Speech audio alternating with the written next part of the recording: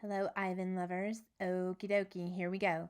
So, yesterday I said that I was going to add a few words from the reading that we did yesterday, and I did. These were my three that really kind of stood out to me. I loved that word chirp because it's an onomatopoeia. It sounds like what it does, and it's just a fun word to say, chirp. Fascinated. Fascinated means I was really engaged and I really thought it was cool. It's just it's a good word to kind of get into your vocabulary. And then that word bicker. Bicker means that we're arguing. It's a little bit less than being really mad at somebody, but we bicker back and forth. Sometimes you can even bicker and it's kind of not you're not really angry, you're just wanting to have a little conversation with somebody. So bicker, like a lot of brothers and sisters will bicker with each other. And they still love each other, but they are bickering and arguing about something. Guys, here we are. I think we are at the last part. This probably is going to be our last day reading Ivan. It's a happy, sad kind of day. That's bittersweet, right? Because I know you're going to love this ending, but I'm sad because our book is almost over. So it's happy, sad, bittersweet. Okay, if you remember yesterday, and I saw what Miss Gina assigned for your poetry today, and she basically had you write one of these poems, a list poem. You were writing list poems about your mamas. So cool. So that's kind of where we stopped. Ivan had just gone outside and he wrote that little list poem, right? Next chapter is called Oops. I sniff, approach, strut a bit, but the others don't welcome me. They have sharp teeth and loud voices. Did I do something wrong? Kenyani chases me. She throws a stick at me. She corners me. I know that she's testing me to see if I'm a true silverback, one who can protect her family. I cower and hide my eyes. Maya lets me back into my cage. Uh-oh. What it was like. I lay awake and try to remember what it was like being a gorilla. How did we move? How do we touch? How did we know who was boss? I try to think past the babies and the motorbikes and the popcorn and the short pants. I try to imagine Ivan as he might have been. Pretending. The juvenile male approaches. He's eyeing my food hungrily. I imagine a different Ivan, my father's son. I grumble and swat and swagger. I beat my chest till the whole world hears. Kenyani watches, and so do the others. I move towards the young upstart, and he retreats, almost as if he believes I'm the silverback I'm pretending to be. Nest. I'm making a nest on the ground. It isn't a true jungle nest. The leaves are inferior. Inferior means they're not good enough. They're inferior, and the sticks are brittle. They snap when I weave them into place. The others watch, grunting their disapproval. Too small, too flimsy, too ugly. But when I climb into the leafy cradle, it's like floating on a treetop mist. So there's his little nest. So in the wild, that's where gorillas sleep at night. They weave together some leaves and branches, and that's where they sleep. More TV. Maya wants me to go back into my glass cage. I can tell because she's tempting me towards the door with a trail of tiny marshmallows. I try to ignore her. I don't want to leave the outside. It is a cloudless day, and I found just the right spot for a nap. But I relent. I give up when she adds the yogurt raisins to the trail. She knows my weaknesses all too well. In the glass cage, the TV is on. It's another nature show, jerky and unfocused. I expect to see gorillas, but none appear. I hear a shrill sound, like a toy trumpet. My heart quickens. I rush to the screen, and there she is. Ruby! She is rolling in a lovely pool of mud with two other young elephants. Another elephant approaches. She towers over Ruby. She strokes Ruby, nudges her. She makes soft noises. They stand side by side, just the way Stella and Ruby used to. Their trunks intertwine. I see something new in Ruby's eyes, and I know what it is. It's joy. I watch the whole thing, and then Maya plays it again for me and again. At last she turns off the TV and carries it out of the cage. I put my hand to the glass, and Maya looks over. Thank you. I try to say with my eyes. Thank you. You guys, he did it. He made his promise to Stella come true. Kenyani ambles towards me. She taps me on the shoulder and she knuckle runs away. I watch her, cross my arms over my chest. I am careful not to make a sound. I'm not sure what we're doing. She ambles back, shoves at me, dashes past. And then I realize what's happening. We're playing tag. And I'm it. Uh-oh. This one is called romance. Make eye contact. Show your form. Strut. Grunt. Throw a stick. Grunt some more. Make some moves. Romance is hard work. It looks so easy on TV. I'm not sure I'll ever get the hang of this. More about romance. I wish Bob were here. I could use some advice. I try to recall all the romance movies we watched together. I remember the talking, the hugging, the face licking. I'm not very good at this, but it's fun trying. Grooming. Is there anything sweeter than the touch of another as she pulls a dead bug from your fur? Talk. Gorillas aren't chatty like humans, prone to gossip and bad jokes, but now and again we swap a story under the sun. One day, it's my turn. I tell the troop about Mac and Ruby and Bob and Stella and Julia and George and my mother and my father and my sister. When I'm done, they look away, silent. Kenyani moves closer. Her shoulders brush mine, and we let the sun soak into our fur together.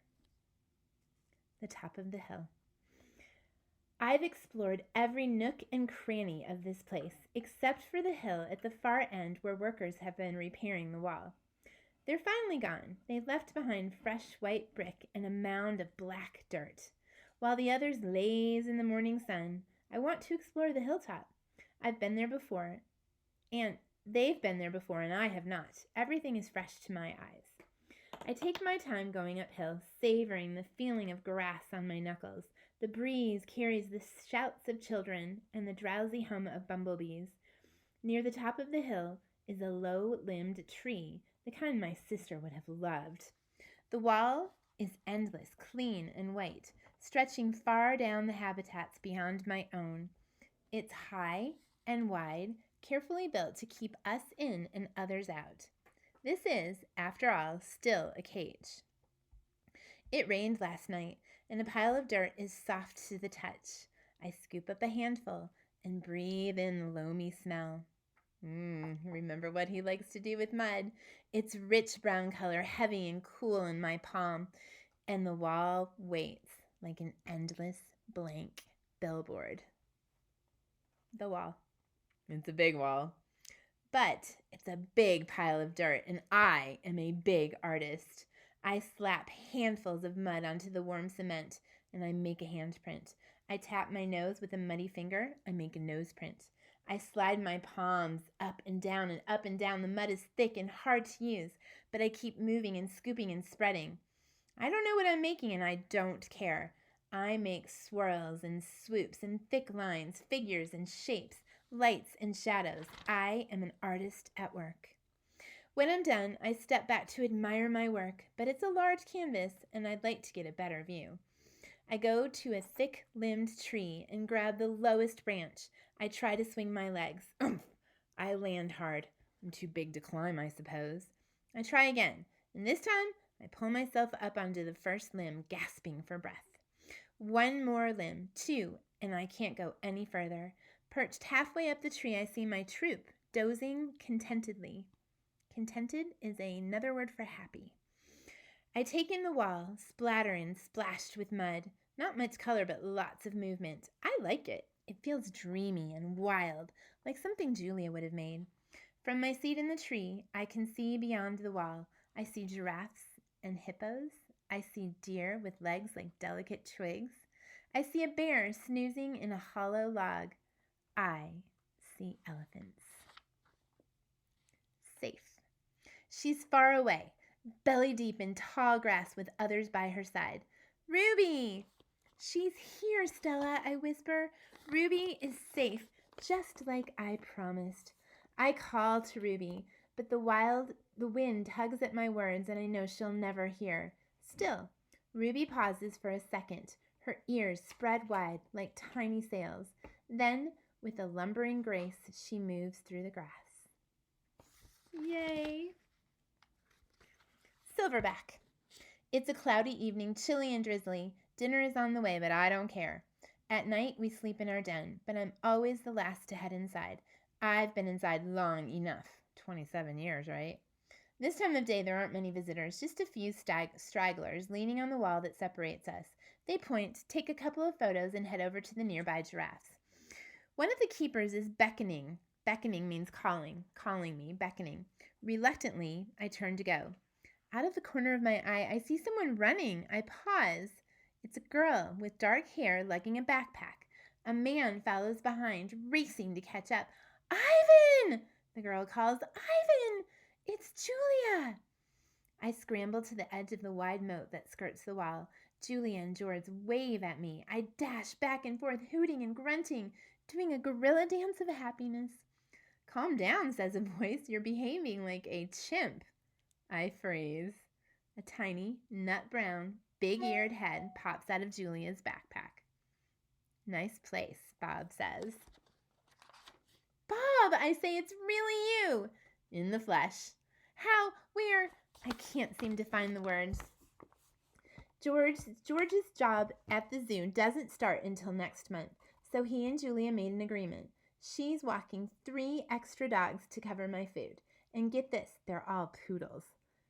You said you didn't want a home, I said. Yeah, Bob says. But Julia's mom likes my company, so I figured I'm doing everybody a favor. It's a win-win. Julia pushes Bob's head back inside her backpack. You're not supposed to be in here, she reminds him. Ivan looks great, doesn't he, Jules? George asks. Stronger, happier even. Julia holds up a little photo, but it's too far away for me to see.